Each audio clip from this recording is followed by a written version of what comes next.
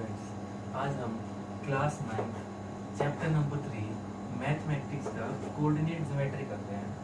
तो coordinate geometry होता क्या है? तो it is a branch of mathematics जिसमें हम अलजेब्रा को ज्योमेट्री के साथ स्टडी करते हैं। मतलब की बात करते हैं हम कि होता क्या है, तो मेरे को ये बताना है कि कोई पॉइंट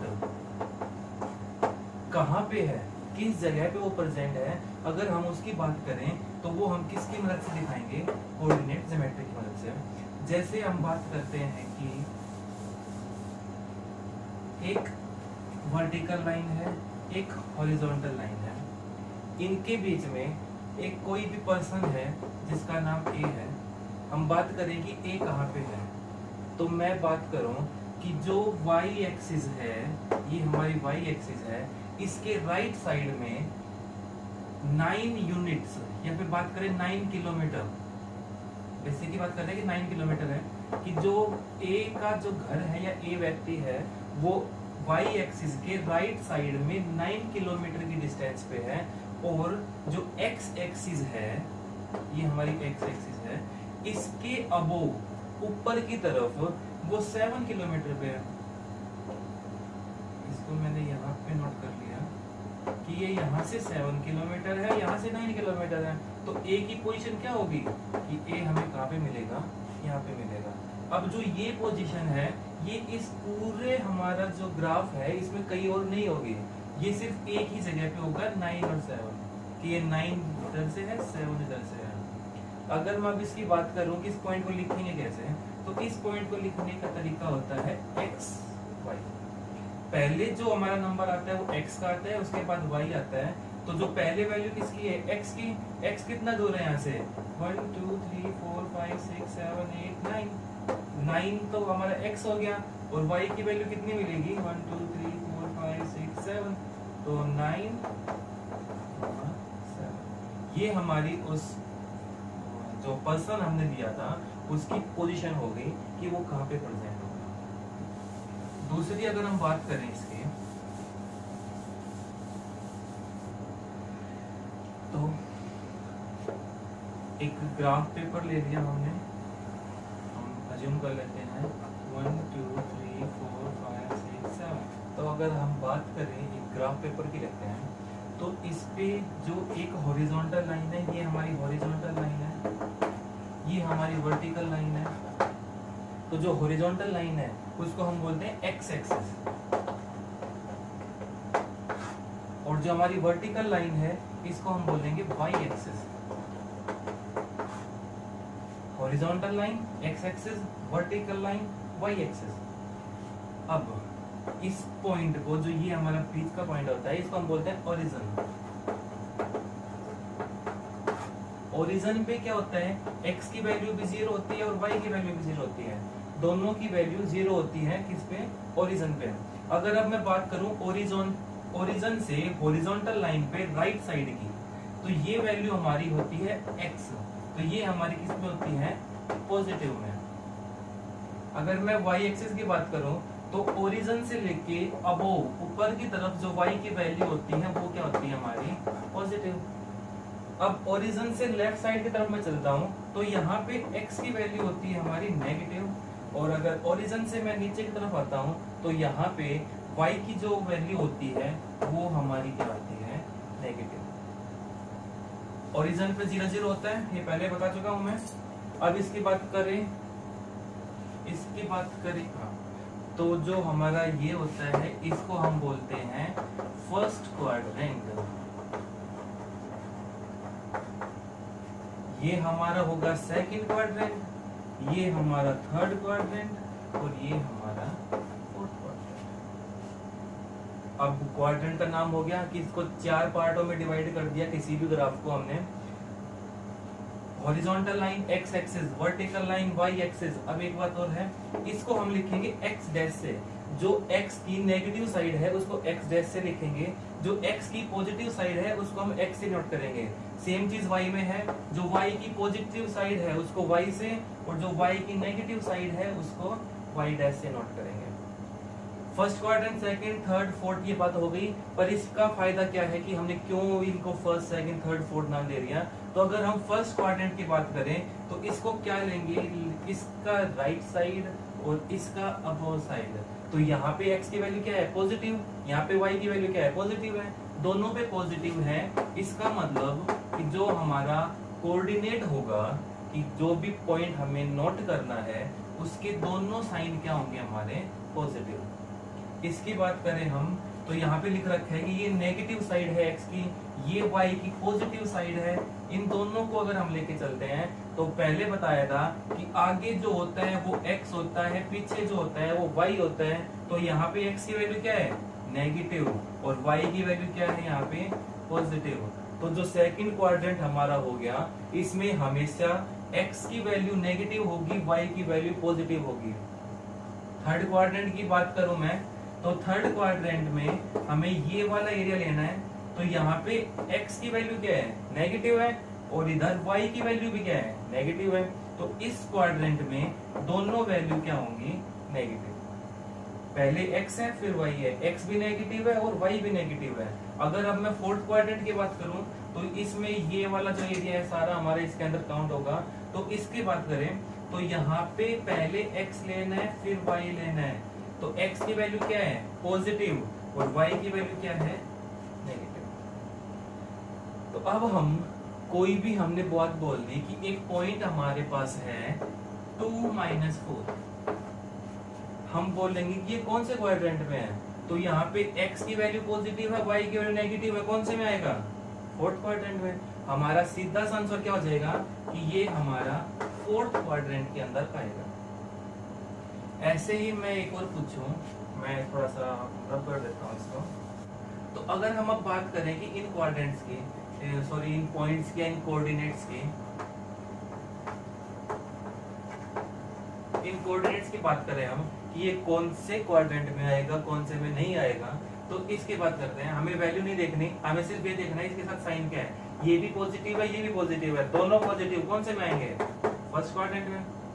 सेकंड में क्या है, ये भी पॉजिटिव है, ये भी पॉजिटिव है, दोनों के दोनों पॉजिटिव, इसका मतलब ये भी कौन से में, फर्स्ट में।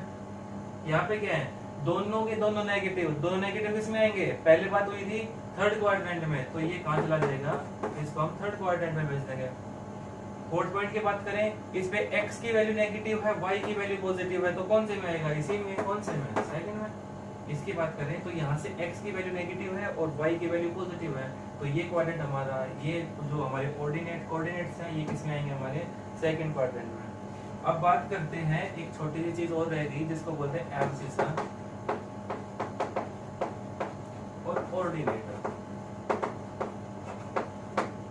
ये होते क्या है, तो एब्सिसा और ऑर्डिनेट जैसे लिख दिए वैसे याद रखना। एब्सिसा जो हमारी वैल्यू ऑफ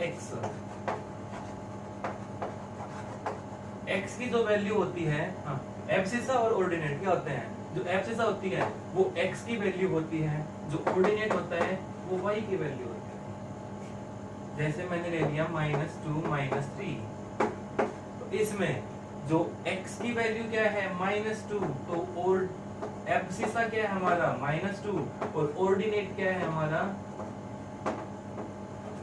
ऑर्डिनेट हमारा -3 है, और एब्सिसा क्या है हमारा -2। तो क्वेश्चन में साफ साफ ऐसा क्वेश्चन आएगा कि एक ऐसे कोऑर्डिनेट बताओ कि find the coordinate whose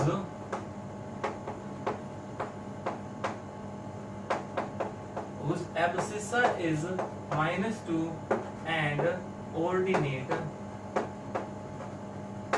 is -3। एक ऐसा पॉइंट बताओ कि जिसका जो एब्सिसा है वो -2 है, जिसका ऑर्डिनेट है वो -3 है। तो सीधा सा बात क्या होगी कि x की वैल्यू क्या है, -2, और y की वैल्यू क्या है, -3। दोनों के दोनों माइनस में है, कौन से क्वाड्रेंट में जाएंगे, थर्ड क्वाड्रेंट में। दोनों के नेगेटिव किसमें होती है, हमारी थर्ड क्वाड्रेंट में, तो इसका आंसर क्या आ जाएगा हमारा थर्ड क्वाड्रेंट। अब एक चीज बच गई जो बताया नहीं अब तक, वो होता है प्लॉट द पॉइंटर, कि किसी भी पॉइंट को प्लॉट कैसे करेंगे, किसी भी पॉइंट को कैसे प्लॉट करेंगे।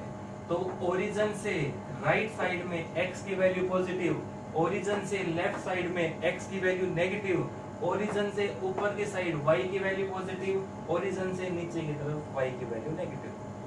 मैंने बात की कि एक पॉइंट प्लॉट करो 1 4,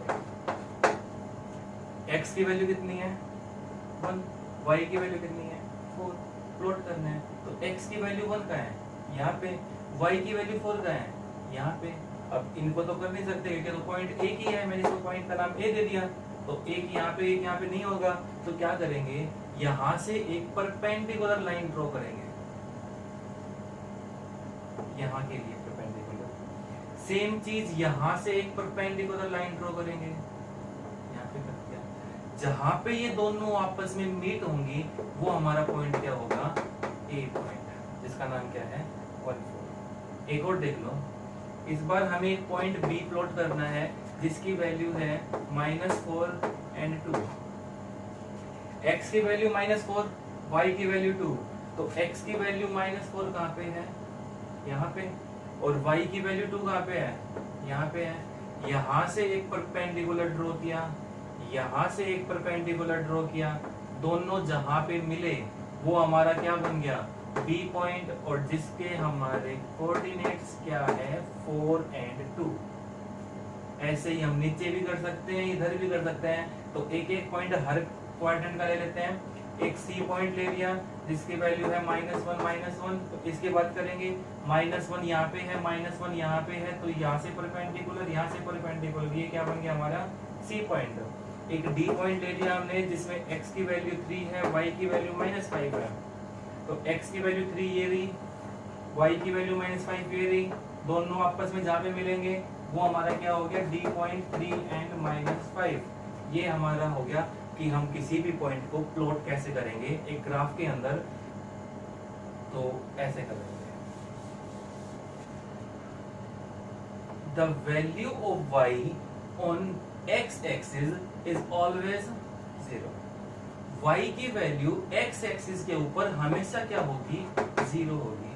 ऐसा ही उल्टा हो जाएगा, the value of x on y axis is 0। तो y एक्सिस पे x की वैल्यू हमेशा क्या होगी, 0 होगी। अगर मैं इस पर्टिकुलर पॉइंट की बात करूं तो ये क्या होगा, यहाँ पे x की वैल्यू 0, y की वैल्यू क्या है 3। अगर मैं इसकी डिस्टेंस बात करूं तो ये क्या बोलेंगे कि ये जो है ये 3 यूनिट्स, 3 यूनिट दूर है किससे, ओरिजिन से, किस पे, y एक्सिस पे। ऐसे ही मैं इस पॉइंट की बात करूं तो इसकी वैल्यू क्या लिखेंगे, -3 and 0, क्योंकि इस लाइन पे y की वैल्यू क्या हो जाएगी, 0 हो जाएगी, और x का ये पॉइंट मैंने लिया है 3। तो अगर इस पॉइंट की मैं डिस्टेंस पूछूं कि फाइंड द डिस्टेंस -3 0, इसकी डिस्टेंस फाइंड आउट करो, तो हम क्या बोलेंगे कि ये जो पॉइंट है ये 3 यूनिट लेफ्ट है किस पे, x एक्सिस पे। 1 2 3 यूनिट्स दूर है x एक्सिस पे, कहां पे, x एक्सिस पे 3 यूनिट दूर है, बस खत्म। तो आज हमने सिर्फ और सिर्फ कोऑर्डिनेट ज्योमेट्री का इंट्रोडक्शन किया है। अगली वीडियो में हम इसके क्वेश्चन आंसर्स को सॉल्व आउट करेंगे और देखेंगे कि कैसे कैसे क्वेश्चंस पूछता है। बाकी इसके अंदर आपको ज्यादा क्वेश्चंस नहीं देखने को मिलेंगे क्योंकि इसके अंदर आप सिंपल से क्वेश्चंस देखोगे अभी, जिसमें हमें निकालना होगा कि इसका क्वाड्रेंट कौन सा है, कि प्लॉट करो, इनको प्लॉट करो पॉइंट्स को, या फिर ये कौन से क्वाड्रेंट के अंदर हमारी इसकी इमेज आएगी या पॉइंट आएगा। ये सारी क्वेश्चंस हम हमारी नेक्स्ट वीडियो में देखते हैं।